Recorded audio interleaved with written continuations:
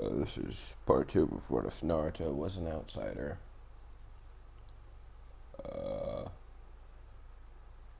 no light goal, like normal. I don't really care if you like the video or not. I'm gonna upload regardless.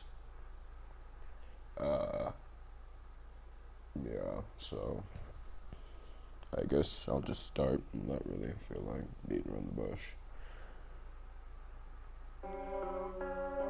Anyhow, my head began to hurt. My head began hurting as a cold wind washed over my body.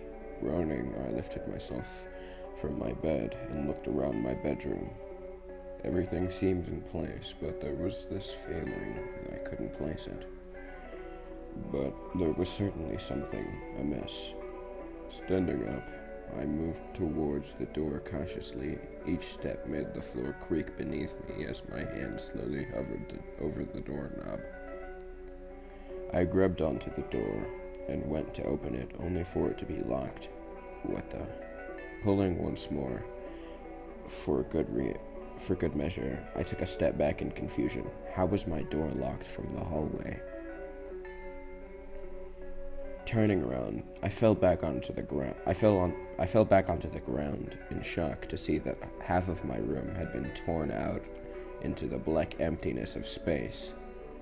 A walkway led into the vast darkness, with the only light coming from somewhere in the vast space that made up the void beyond. Unsure of what to do, I simply stared out into the anomaly before me. Am I dreaming? A pulling sensation suddenly grappled onto my mind as if calling me into the darkness beyond. I moved towards the void until I finally took my first step into this endless darkness, with one last look backwards at the half of my room that wasn't torn out into this thing. I found that it was too gone. I found that it too was gone, without anywhere to return. I walked across the little ground that was available to me. It spiked out into various areas, but a single path could be made out within the rubble and debris, all of which seemed to be made out of the buildings in and around our house at the center of the village. Coming up onto a mannequin sculpture of myself reading a book at our kitchen table, I began to become concerned.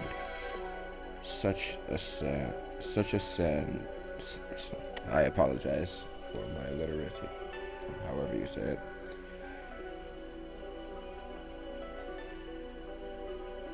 Such a sad hand fate has dealt you, a voice said, making me look up to see a tall man with brown hair and a brown jacket. His eyes were completely inked black. Born into this world with nothing more than your wits. You've studied as hard as you could, all for the praise of your father. The man then disappeared back into the endless void that I could never hope to understand.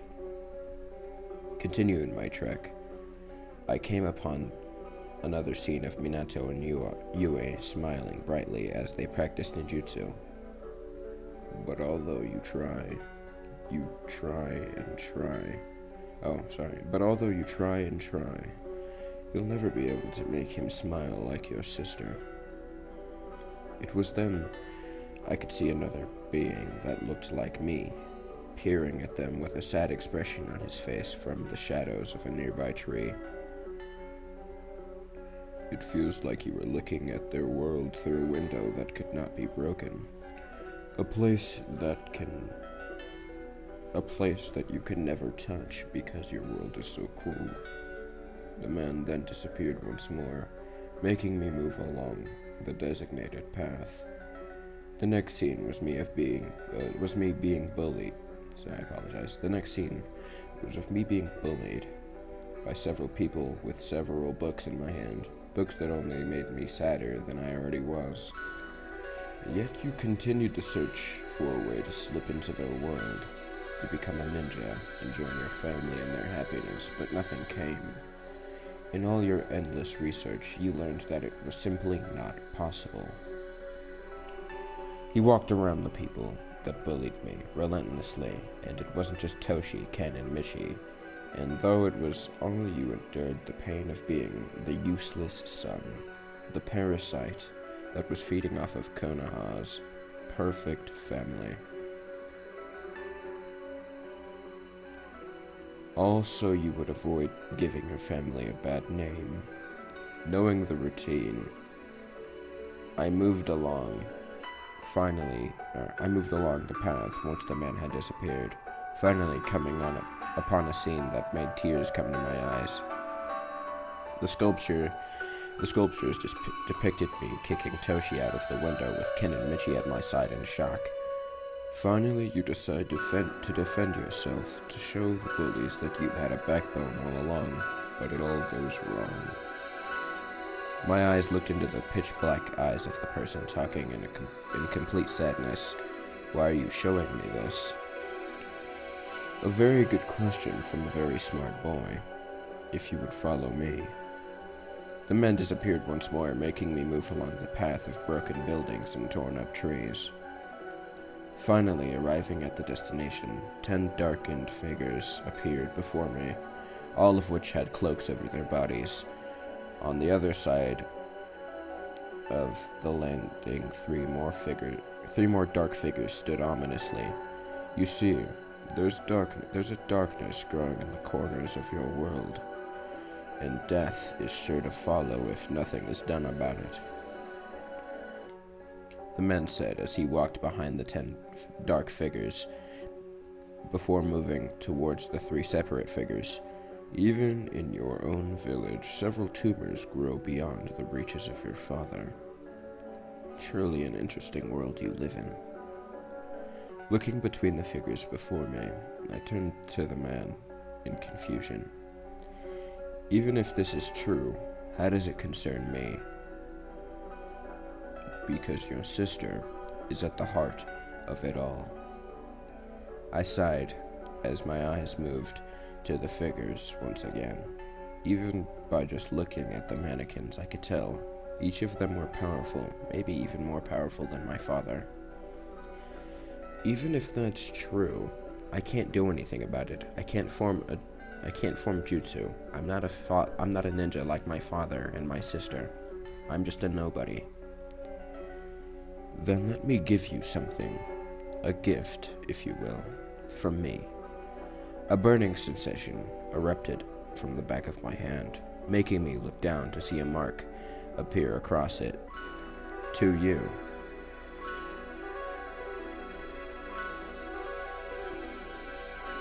A gift, if you will, from me to you. Sorry, I kinda got confused. What is it? I asked. The power that radiated from the mark was massive, but it was... and how to use it remained a mystery. But what it was and how to use it remained a mystery.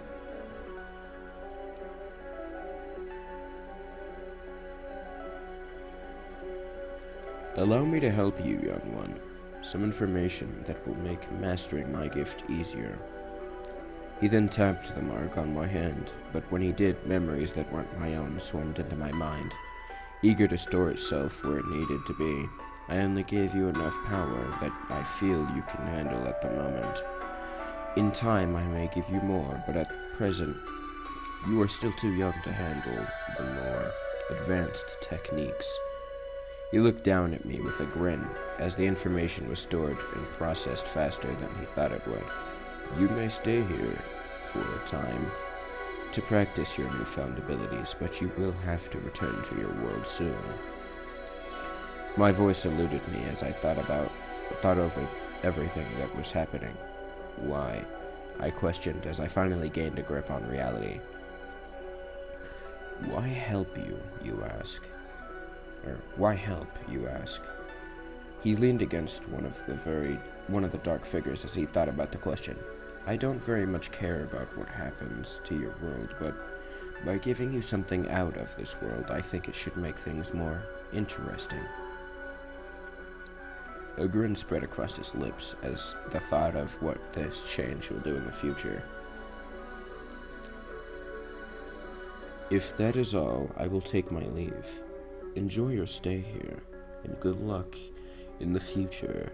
I'm curious to see what you will do with my powers, whether they be good or evil. With that, the men disappeared, leaving me with the dark figurines, the memories that were showed in my head, and the three powers of Blink, Dark Vision, and Wind Blast. Along with these powers came other less flashy abilities that may not prove useful in the future.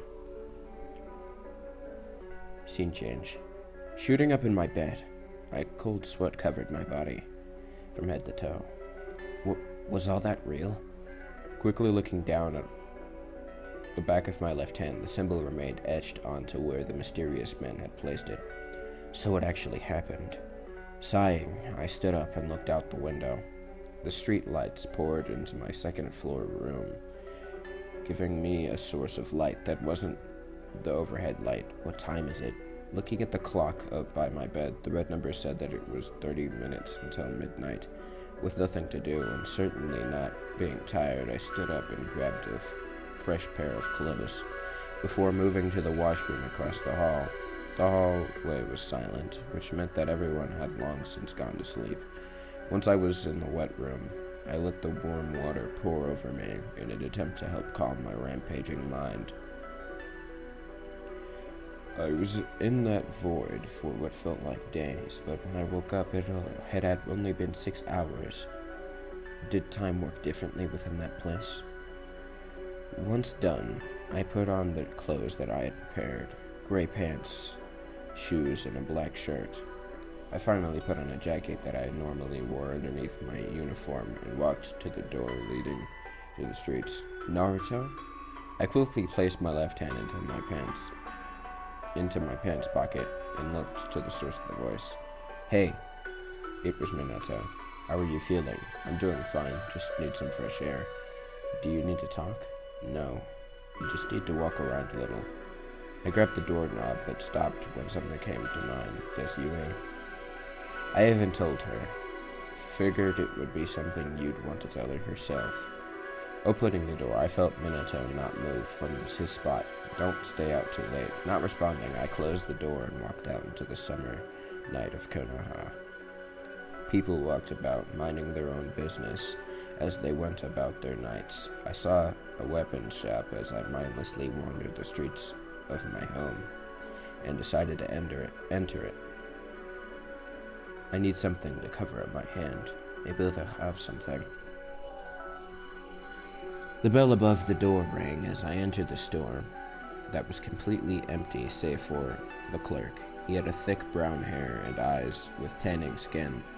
He was shorter, but that didn't take away from his built upper body. Bored out of his mind, the man was reading a magazine while leaning against the counter. We close in 15 minutes, so make it quick. I'm ready to go to bed, the man said without even looking at me. They must close at midnight or something. Not wanting to disobey the man, I went towards the clothing section and began looking through their selection of clothes. Did you just speak to a customer like that, Aki? A voice asked from the back room. You know you shouldn't speak to customers like that. The man grumbled as he finally looked up and saw my hooded appearance while looking through his selection of fingerless gloves, seemingly ignoring the interaction entirely. It's fine. He seems like the type that likes to be left alone anyways. Aki responded as he went back to his magazine. You don't know that, Dad. The girl responded before walking out from the back room, wiping the sweat from her brow as she appeared. She wore a pink tunic and a heavy brown leather apron that went to her knees. 2 brown buns sat atop her head with a Konoha headband wrapping itself around her forehead. Over her hands were thick leather gloves that had obvious wear and tear on them. Was she a blacksmith? And a kunoichi? Just because he's quiet doesn't mean he won't enjoy being shown our stuff. She looked at her father with an annoyed look, who simply shrugged his shoulders and went back to reading. Sighing, the girl took off her apron and gloves before making her way over to me. "Hello, my name is Tenten. Do you need any help with anything?" I looked at her for a moment before looking at the clothes in front of me. I need some gloves. "Anything in particular that you need? We have special gloves that, when chakra is applied, they can... No, just normal gloves is fine." I replied as I placed the pair I was holding back onto the shelf. "Oh well, normally you can come to a ninja shop for something like that, but I can grab you a pair if you'd like," Tenten said, curiosity in her voice, as she looked into my eyes. "That would be great." She nodded her head and went to the back room as I made my way to the counter at the front of the store. Aki looked at me before returning his gaze to the magazine. A few minutes later, Tenten returned with a pair of black fingerless gloves. Nothing special, just gloves. Can you ring him up, Dad? I'm putting the final touches on a weapon before going to bed. I've got to get up bright and early for a mission," Tenten asked. "Yeah, go ahead," Aki responded, making his daughter smile as she turned to me. "Thanks for stopping by our shop. I hope to meet you again, Mr. Blue Eyes,"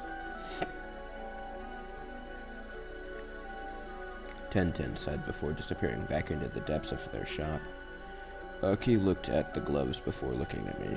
"You look familiar," Aki said as he stared me down. I saw the price of the gloves and put the money on the table before grabbing the gloves. "Have we met?" "No, sir," I responded as I quickly placed the gloves over my hands, which made me feel safer for some reason. "Well, whatever. Come back if you need anything else. I'll give you a discount since my daughter seems to like you," Aki said as he took the money and placed it in the drawer. His eyes returned to the magazine as I walked out of the store and back into the dark streets. I decided to move towards the eastern part of town where the crowds grew thin and buildings began to lower themselves from the sky. Why my father wanted me to live in the center of the village was beyond me, but both he and Yui liked it there, so who was I to say anything? The eastern part of the village was well known for being the home of many of Konoha's most prominent clans, the Hyuga, the Inuzuka, the Nara clans, to name a few.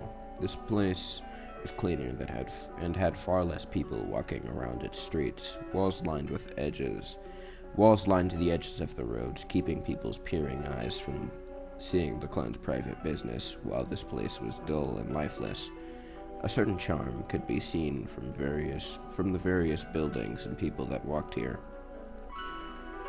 I passed the Hyuga compound and looked at its large gate. I wondered if that girl I helped was doing okay. Shaking my head, I continued on my way deeper into the clan district until I finally came upon a place that seemed deserted, the Uchiha compound. Not knowing what else to do, I entered through its gate and into the place where the Uchiha Massacre happened. Everyone has heard of what happened within these walls, that Itachi killed everyone here, save for his sister Saya, for reasons that remain unknown. Saya said that her brother wanted to prove something to test the limits of his power, and decided the best way of doing that was to kill their entire clan. This seemed far-fetched at best. There was another reason behind the massacre, I was sure of it, but I did not have the means to investigate these thoughts myself. The Uchiha symbol remained on various buildings and signs around the compound. This place seemed frozen in time. Nothing's changed since that day because nobody wishes to dishonor the clan that helped forge the village they live in today. This place is perfect, I thought, as I looked around the dark compound. Nobody lives here since the massacre, and Saya has since moved out to avoid any unwanted memories from resurfacing. Because of this, it would give me the perfect training ground to practice my new abilities in an urban setting. Nodding my head, I pulled energy into the mark and blinked onto a nearby roof. These abilities did not draw upon chakra like jutsu. Instead, my abilities used a mixture of stamina and endurance, which was something I already had from my near-constant training in martial arts. Just because I wasn't a ninja, I still felt the need to train so I could protect myself from thugs or bullies that go too far. Breathing in and then out, I opened my eyes to reveal glowing purple eyes with my pupils becoming slits, much like a demon. Things such as kunai and weapons appeared to me through walls, as well as possible items that could be of use. Food, water, weapons, all of these things revealed themselves in a quick fashion. If I remember correctly, then it should also allow me to see people through walls and in complete darkness as well. Just like that, or just like the information that man gave me portrayed. But how does this help me in combat? In truth, it probably doesn't, but that remains to be seen, as I have yet to get into a fight with any of these abilities. Stretching my body, I pulled more energy into the seal, and then, in a swift motion, like I was brushing someone off, a strong current of wind burst down in front of me. I could see each individual strand of wind as it cut through the air, each strand searching for something to reflect, block, or cut before it pattered out. These winds act as though they are alive and wish to defend me. What are these powers? Shaking my head, I got back to the situation at hand. I needed to train with these abilities even more because... wait, no, hold on. With these abilities even more, I set out to learn who these tumors are, because if I had to guess, they were probably very powerful shinobi, or at the very least, a person that had a lot of influence over the village.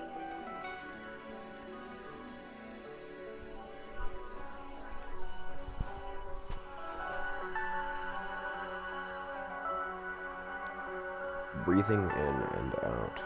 Oh, no. But now's not the best time. I need to return home before Minato begins to worry. Blinking down to the street below, I made my way home after turning off my visual power. Inside, I was happy that I could use powers similar to my sister. This mark increased my natural vitality, agility, and reflexes. I'm not exactly sure how, but the images shown to me by that black-eyed man depicted it so. In any case, I have the power to fight toe-to-toe with a shinobi. If I use this mark correctly, I just needed practice, and that required time, something I wasn't sure that I had at the moment. Scene change. Breakfast is ready. A voice called out from down the stairs. I rolled over and looked at the clock. It was 8 in the morning, and I was extremely tired for some reason. With my body still adjusting to the mark on my hand, groaning as I lifted my sheets from my body. I slowly got dressed while making sure my gloves were on my hands and moved down the hallway. These D-ranked missions are so boring, I could hear Yui say from the kitchen. I know they are, but they're required by all new genins to complete after becoming a ninja. Minato responded as I entered the room. Hello, Naruto. How are you doing this morning? Fine. What are you doing here? Normally you're at the office by now, I asked as I sat down at the end of the table, each of us taking a side of the table with Yui to my right and Minato directly across from me. It's a slow day today, so I decided to sleep in a little bit, Minato responded as he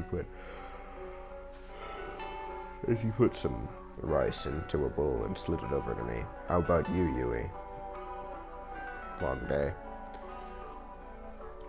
Of course, my sister responded as she shoved her... let me reread that, because I kind of lost my ability to read for a minute there.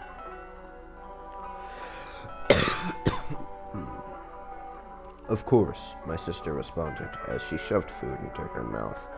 Minato slid me a slice of fish, so she did so. Minato slid me a slice of fish as she did so. 2 more D-ranked missions. I swear, they will be the end of me. Then she stopped as if remembering something that she heard. Oh yeah, your school took the next couple of days off, right, Naruto?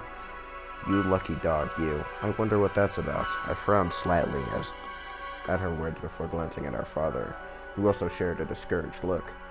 Who knows? I responded as I took a little bite of the food, as well as sooner or later the rumor will spread, and she will learn of what happened.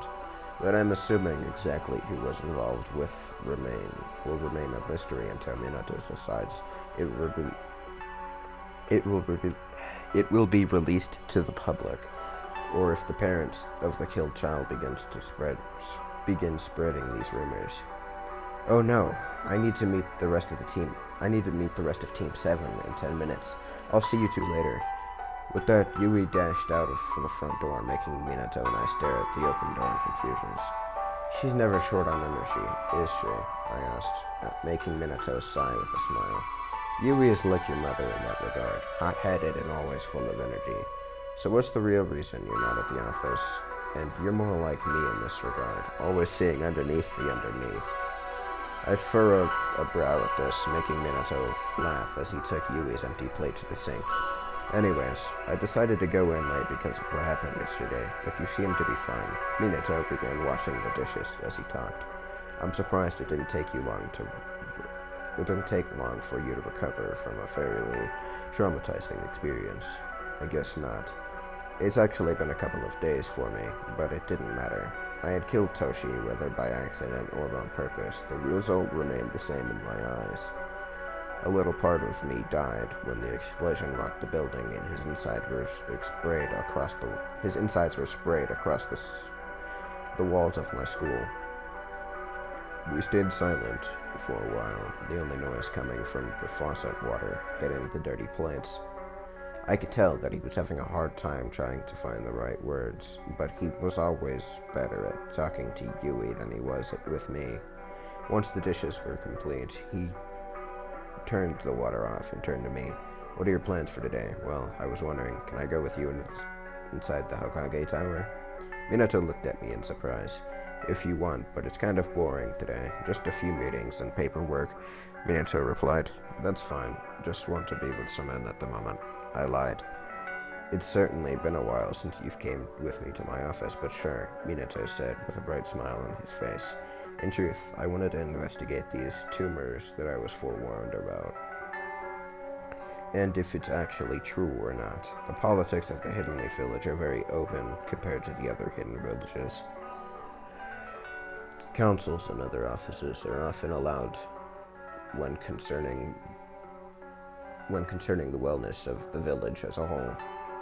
Things like sewage, electricity, and agriculture all had separate offices that are run by people appointed by the Hokage. This allows the village to be ran like a well-oiled machine, but this also displaces power away from the leader, in this case the Hokage, to people that could be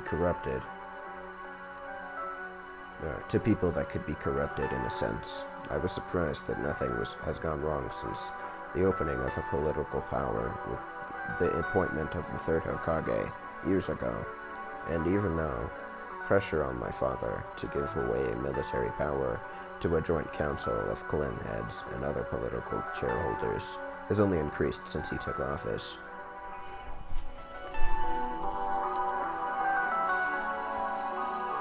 Once he finished cleaning the dishes, we left the house and began walking down the streets to the Hokage Tower. Not much was said between the two of us.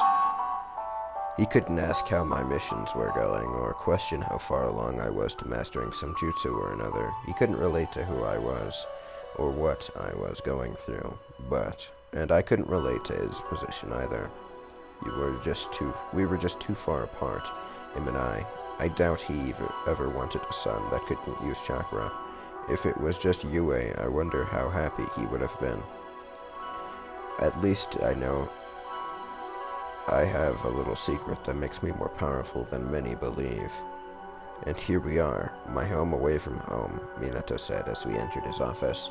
It was just like I remembered it from years ago. The desk, chair, couch in the corner, 2 chairs in front of the desk, several bookcases and windows that wrapped around the curvature of the walls, giving us a fantastic view of the village. This view never gets old, he breathed in and out slowly before sitting down at the desk where a massive stack of papers sat ominously. But this certainly does. You said you had a meeting today? I asked as I watched the leader of the village begrudgingly go through the stack of paperwork. Yes, the Konoha Council are going to be coming by in an hour so we can discuss some of the finer points of the tuning exams that are to be held in the next coming months. Minato explained as he watched me walk up to some pictures on the side of the wall. The village founder and each of the following Hokage could be seen depicted on the pictures. On the other side of the wall, the newly founded Konoha Council could be seen with pictures as well. Hamura Mitokado, or Mitokado, yeah, Hamura Mitokado, Koharu Utatane, Danzo Shimura, and Sarutobi Hiruzen, all wise people that have much influence over the direction of the village, whether that be directly or indirectly. I thought as I stared at the pictures of the elderly people known as the Konoha Council. Do you remember them? Sarutobi took a liking to your sister, Minato said, as he stood next to me, looking at the pictures as well. Danzo seemed to enjoy your company as well. You two would talk for hours about how the village was ran and the inner workings of the market district. Danzo indeed liked talking to me about how this village worked when I was younger. He knew that I would never be able to use chakra, but still felt the need to tell me how the shinobi of the village lived and operated. Why did Danzo want to get close to me? It's been a while since I've talked to the older man for reasons that eluded me, but I feel that my father may have played a part in that. Not very much. It's been years since I've talked to Danzo, I responded, as I eyed my father. He seemed somewhat relieved at my words, even if he tried to hide it. Not surprising. Danzo was a very busy man, Minato said, but then a knock at the door made us move away from the pictures and towards our positions, Minato taking a seat behind his desk while I sat on the couch in the corner. Enter. The doors opened to reveal the Konoha Council. Early, are we? Early, are we? Not by much. It's good to be early rather than late, Koharu responded as they entered the room. Nearly an hour, actually, Danzo said, clearly annoyed at how early they were. Danzo always liked being right on time, never early, never late. All the time. All the same, better to finish early than rather late, Minato said with a wave of his hand. And who do we have here? Sarutobi said as he looked over at me with a great smile. Well, if it isn't Naruto, how are you doing today? Fine, I responded, with a slight smile of my own. It was getting harder and harder to make these nowadays. Danzo looked at me and smiled. Something about him felt off. The Chunin exams are fast approaching, as they are to be held this year, Koharu said as he took a seat in one of the chairs. 2 chairs were brought into a room by people outside before they closed the door behind them. Indeed they are, and we must put the finishing touches on each of the challenges the genin must go through, Minato replied, as he opened a file that had information on the specifics of the exam. God, I wish it would be so much easier to speak sometimes. Before we continue, Hamura said as he gave me a sideways glance, should we discuss the exact details of the tuning exams with your son in the room? Why would you say that? Minato asked. He could very well go and tell the others what to expect when entering the exams. I feel that won't be an issue, Danzo said as he leaned back into his chair. Naruto knows that this is an A-class secret and won't reveal this information to some random passerby. Even if it was his sister, Hamura countered. Don't worry, I said I'm making everyone turn to me. Whatever you say within this room will remain a secret, I promise. You see, nothing to worry about, Sarutobi said, reassuring the skeptic elder of my presence. If you say so, Hamura replied as Minato looked down at the folder before him. Right, with that out of the way, I would like to go over the testing portion of the exam. Minato began as the meeting went underway. Scene change. I like who you've appointed in each portion of the test. Should make for a very intense exam, Sarutobi said as he thought over the entirety of of the exam. Although Anko can be sort of a loose cannon, are you sure it's wise to leave the second portion of the exam to her? Hamura questioned. I'm sure everything will be fine. Anko is a Jonin, and a fine one at that, Sarutobi reassured. Right. Is there anything else? Minato asked. I believe that we ironed out all the finer points of the exam, and it's nearly time for lunch, Sarutobi said with a wide smile. Before they could leave, however, a knock resonated through the door. You may enter. We were just finishing the meeting anyway, Minato said as everyone began standing up. The door slowly opened to reveal Ibiki. Ah, Ibiki, nice to see you. Likewise, Ibiki said with a bow as the Konoha Council exited the room and closed the door behind them. What brings you here? We were just about to go to lunch, Minato said, but his cheery composure slowly withered away when Ibiki remained unreadable. Is something the matter? I would like a word. Ibiki then looked to me before returning his eyes to his leader. In private. Getting the memo, I stood from my position on the couch and moved close to the door. I moved closer to the door. No. I stood from my position on the couch and moved towards the door. I'll see you later, Minato said. As I closed the door behind me, with me gone, Minato looked at Ibiki. What is it you wanted to speak about? It involves your son, and what happened yesterday, Ibiki replied. Scene change. I sighed as I walked down the streets towards my home. I was hoping to find some information about this tumor, that I was alluded to, but there was nothing to be found. All doors leading to the records of the village remained barred off from someone like me. Even though I was the son of the Hokage, the working staff within the tower was steadfast in not allowing me access. Are you Naruto Namikaze?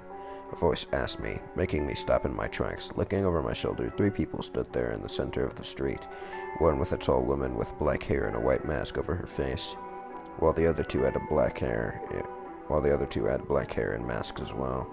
My hood was currently down, making it easy to find me. If they were looking for me, what were the Anbu doing looking for me anyways? Sorry, the person, when they wrote this, they didn't make that sentence very easy to understand.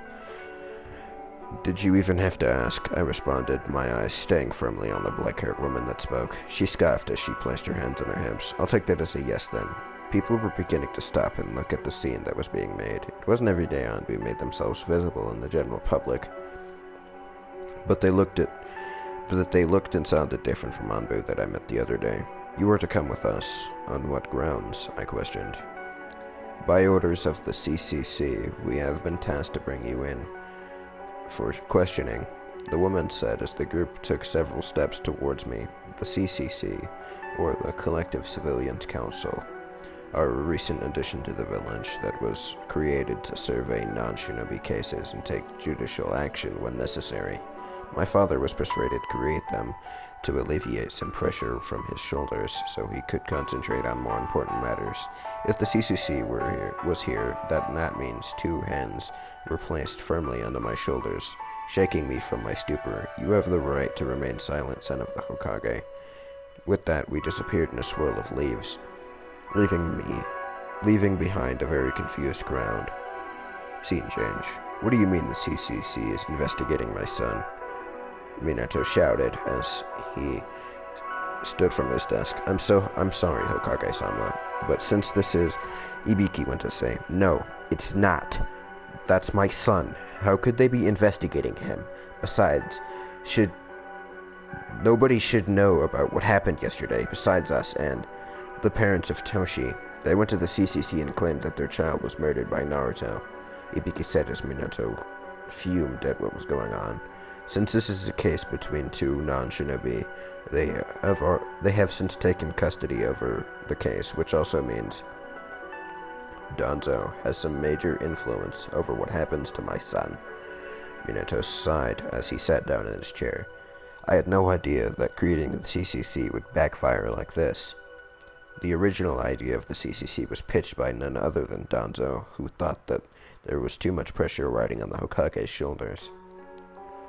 He preached that by creating an organization that could watch over the non-shinobi and properly govern them, that Minato would be free to work on more pressing issues, both domestic and foreign.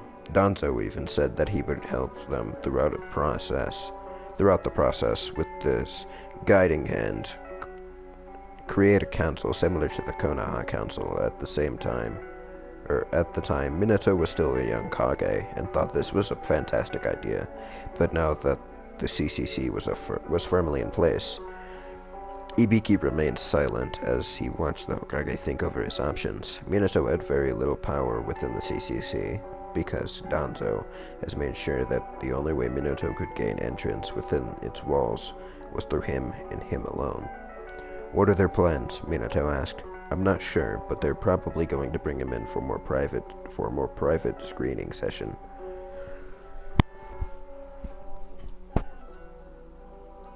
"Since I'm the father, can I possibly refute their statements? Not without going public. The CCC are going to keep this behind closed doors for the time being. They're keenly aware with who they're dealing with and don't want the public going ballistic any more than you do," Ibiki said as he turned towards the door. "Remember, while the CCC may be a separate entity, there are still people living there within Konoha and you are their beloved leader. Don't forget that," Ibiki said. Ibiki then left the room, leaving Minato to his thoughts. His son was in danger from something that he helped create. Raising his hand, making a signal, a female Anbu with purple hair appeared, kneeling before him. "Bring me every shred of information we have on the contracts I sent from the CCC over the past 5 years," Minato said as he crossed his fingers together. "And send a message to Danzo and I want to see him as soon as possible." The Anbu nodded her head before disappearing in a swirl of leaves, leaving a very worried father in her wake. Scene change. "What am I doing here?" I asked, as I sat in a room very similar to the one I was in the day prior. Two Anbu with pure white masks stood in the room, silently observing me, as if waiting for someone to arrive. In truth, I knew exactly why I was here. Toshi's parents must have went to the CCC to hopefully prosecute me for the death of their son. It was a mixture of anger from their son's death and hate for me is what drove them to do this. A hate that I knew was there. Where else could Toshi's deep-rooted hatred for me spawn from? The door to the room slowly opened to reveal a bandaged old man. "Hello, Naruto," Danzo said as he entered the room, the two Anbus kneeling down before him. This action made me furrow my brows, but I decided to disregard it for now. "Hello, Danzo-sama," I replied as I watched him take a seat in the metal chair across from me. He flicked his hand, making the Anbu in the room leave as quickly as possible. "You must be very confused as to why you're here." "No, not really," I replied, making him look at me in confusion. What I'm confused about is why you are here to greet me. Didn't you announce 5 months ago that you were going to decrease your activities within the CCC by order of the Hokage?" "That I did," Danzo responded as he leaned back in his chair. "This boy is much smarter than his sister. He must take after his father in that regard." "Then why are you here?" "It's because of you." This made me sigh as I slunk into my chair, starting to finally grasp the situation. So Toshi's parents came to the CCC to seek revenge for their son because they knew that my father wouldn't do such a thing. "Correct you are," Danzo replied. "And since neither of you are shinobi, they can get away with bringing the CCC into the mix. Is my father going to let that happen? It's already too late. The case has been brought to them, and under their oath, the CCC can't turn away. Are you going to let this happen?" Danzo's eyes narrowed somewhat at my words. "What are you suggesting?" "Your sway within the CCC is strong. If you being here is any indication, so you should have the power to quell any thoughts of me purposely killing Toshi. I could have a word with each of the representatives, but their choices are still their own," Danzo said as he rubbed his chin in thought. But then he looked at me, greed in his eyes. But what will I get in return? What do I have? I'm just a normal kid that goes to school, I lied as I rubbed my arm. Yes, this might be true, but you're not a normal 13-year-old. You're the son of the Hokage, which means a lot to this village. Not to everyone. True. Some people see you as a parasite, someone who is only draining attention away from your sister, Danzo said as he continued to look at my ever-saddened face. But you are so much more than that. There are plenty of plenty of powerful people in this world that don't have the ability to weave chakra, and you happen to be one of them. What are you saying? I asked as my eyes moved to the older man. If you become my student, then I can teach you how to become more powerful without the use of chakra. And how is that possible? Chakra is everything in this world. Danzo laughed at my words. Well, the answer is actually quite easy. You see, if you become my student, I will teach you how to properly use the two most important resources any human can obtain. He turned very serious as he looked at me, his power becoming very evident to me now, money and fear. I remained silent as I stared back at him. I knew that my father didn't like this man, and now I knew why. He was dangerous, and was clearly powerful in his own way. I'll do it. Danzo smiled at this. Finally, his trump card was within his grasp.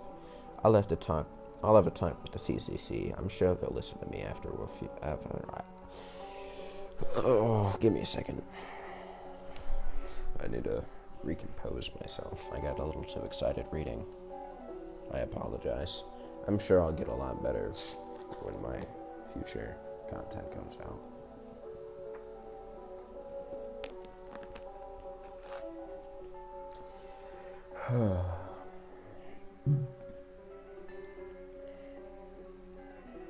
I'm sure they'll listen to me after I have a few choice words with them. Was this a good idea? I hope so, because if not, then I'm not sure of what will happen to this village. Scene change. Minato was furiously going through everything he has signed when it comes to the CCC, trying his best to find any loophole that he could exploit so he could gain some leverage. But Danzo was very concise then when he wrote each and every document. Damn it, there's nothing here. The Hokage threw several documents on the ground next to his chair. Just before the man was about to destroy the desk, a knock at the door froze him in his tracks. Looking around at his desk, Minato shoved the papers into various drawers before collecting himself in the seat. You may enter. To his endless surprise, Danzo entered the office just like he had asked. Hokage-sama, you have called for me, Danzo said with a deep bow. Yes, I have, Minato responded, doing everything in his power to remain calm. I assume you know why I called you here. Is this about your son? Danzo asked, to which Minato nodded his head.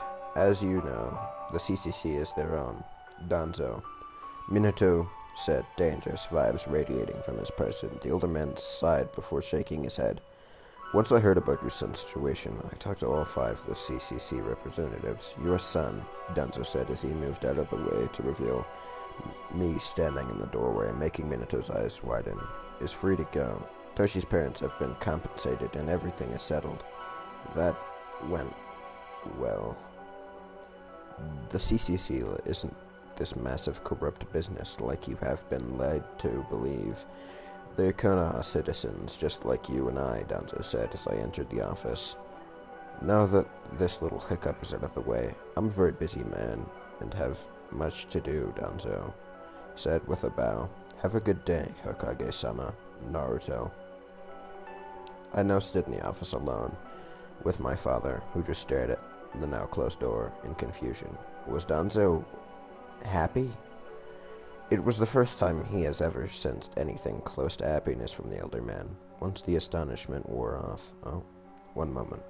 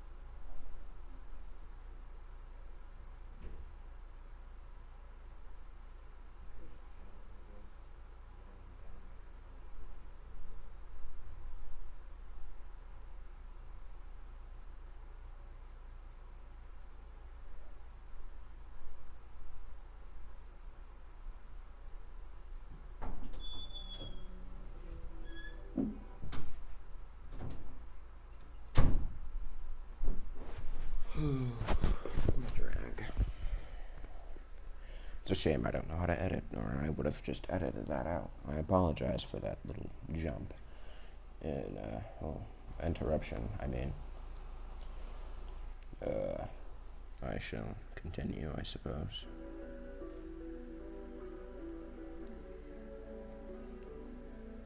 Once the astonishment wore off, Minato looked at his son, who was staring back at him in confusion. I heard they took you in. Did they do anything else? No. Danzo was the only person I saw, and when he arrived, he said that everything was taken care of. I lied, as I shrugged my shoulders. I don't really know what happened, but looks like everything is okay. I guess so, Minato said, still in a confused state. With all that out of the way, I guess I'm going to finally get some lunch. Bye, Dad, I said as I left the office, leaving a puzzled Hokage in my wake. Once out the office, however, my demeanor darkened as I walked down the steps of the tower. I was to meet Danzo in an hour at a warehouse in the northwestern part of the village. My training would begin, effective immediately, but I would keep my other powers a secret from everyone. It was my biggest trump card that I had if everything were to go wrong.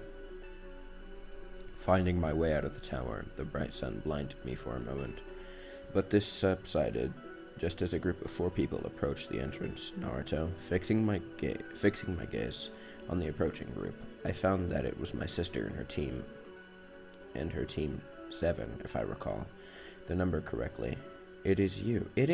Yui quickly approached and smiled, but my face remained unmoving. What are you doing here? I thought you'd be at home since you have the day off at school. I'm just asking Minato a few questions is all, I responded in an even tone, making her smile falter somewhat. Well, anyway, this is perfect. I wanted to introduce you to my team, Yui said. So this is your brother?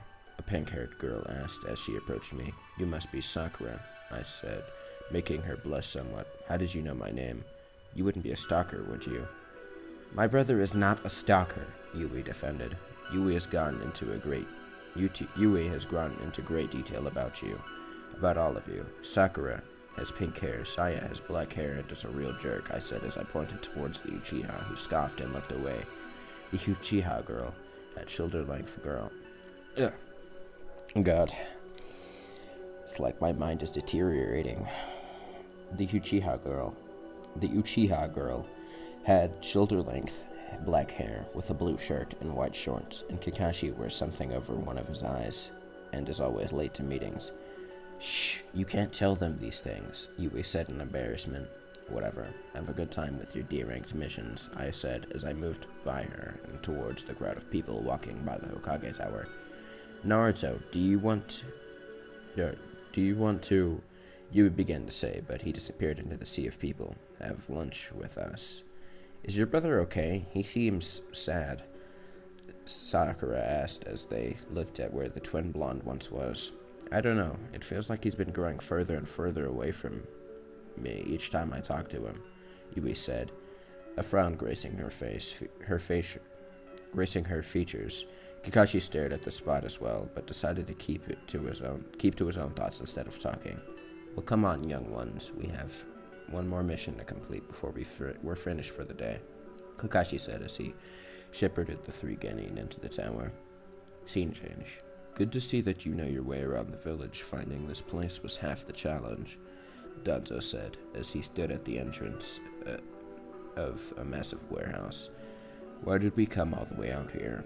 There's nothing here besides a stray warehouse worker, as I said as I looked around. We were indeed in the heart of the warehouse district.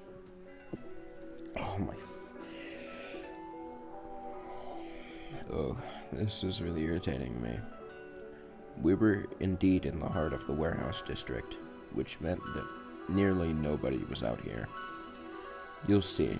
Follow me, Danzo said as he entered the warehouse, with me following closely behind. The darkness overtook us as we walked deeper into the building. When we spoke before, I said that there are 2 resources you need to become truly powerful. Can you tell me what those two things are? Money and fear, I responded, the only light coming in from the door behind us. Correct. Now there are several ways to obtain these resources, but there is only one primary solution to obtaining both at the same time, Danzo said as he stopped near the center of the building, the door closing behind us from an unknown source. Would you like to know?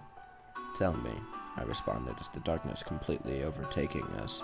A single light appeared near us, with the person strapped to a chair. A bag covered the man's head, and a metal bucket sat beneath him. The subsequent death of people with power, Danzo said as we looked at the man in the chair. You see, there is an underbelly in this village, and darkness, that people like your father and the others on the Konoha Council refuse to acknowledge exist. Because of this, there are plenty of people like this one, for example, that need to be done away with. The older man then turned to me, and kunai in hand. The people that do this aren't shinobi or anbu, but normal people being paid for their gruesome work. Yes, this world remains untouched by the shinobi of this village, because it is beneath them. Their focus is on the threats outside of the walls, not these people that stain it from the inside. Handing the kunai to me, he then pointed to the person strapped to the chair. Kill him and become my silent assassin. How will this help me gain power? Every assassin has a beginning. They are silent, deadly, and blend in with every normal person around them. In time, your name will be on the tongue of every contractor in the elemental nations. The price for your services will increase as you refine your craft. And when finally the shinobi of this village take notice, you will just be a shadow in the darkness. Danzo explained. I was to become an assassin and kill the corrupt individuals that plague this village. Looking over at the man and the chair, I pondered what would become of this action. Danzo believed that I, a person who couldn't harness chakra, could become a powerful assassin. Maybe a bounty hunter was a better term. I've heard of these types of people before. People without chakra and hunted and killed others for money, but I always found their stories drowned out by the exploits of their shinobi counterparts. With me covering your tracks and helping you along the way, your name will quickly rise within the underbelly of this village, and possibly other villages as well. Are you ready to take your first step? I looked down at the blade in my hand, then up at the man in the chair. Slowly moving towards the man, I stopped directly in front of him before staring at his bag-covered head for a moment. Danzo, sensing my hesitation, moved out to my side and kneeled down so he was eye level with me. I know it is hard to take the life of another. You are not alone in this endeavor, but take comfort in that it will only hurt in the beginning, Danzo said as he placed a hand on my shoulder when he noticed my trembling hands. Soon the death of the undeserving will give you a peace of mind. These people spawn destruction in our village from the inside and must be cleansed. My hands have since stopped trembling as I listened to his words. Looking at the man tied to the chair, I watched as his chest rose and fell as if he was knocked out. The killing of another, it was something that I thought I'd never have to do because of my status as a normal civilian, but since gaining my powers, I knew that I would probably have to kill someone eventually. I thought that I would be ready to kill someone since Toshi's death, but butterflies were still swarming my stomach. If this man was everything,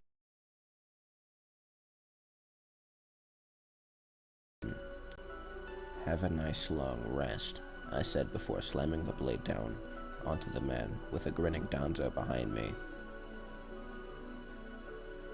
Chapter end.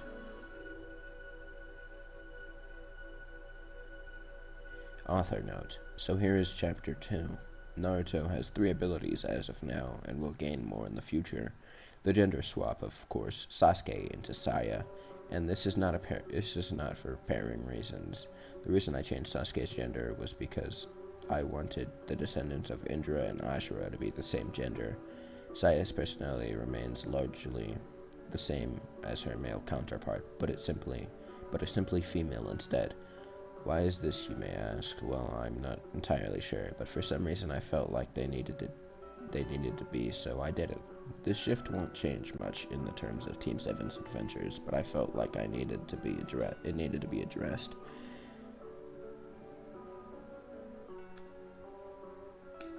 Well, I hope you enjoyed this video, and I shall see you next time.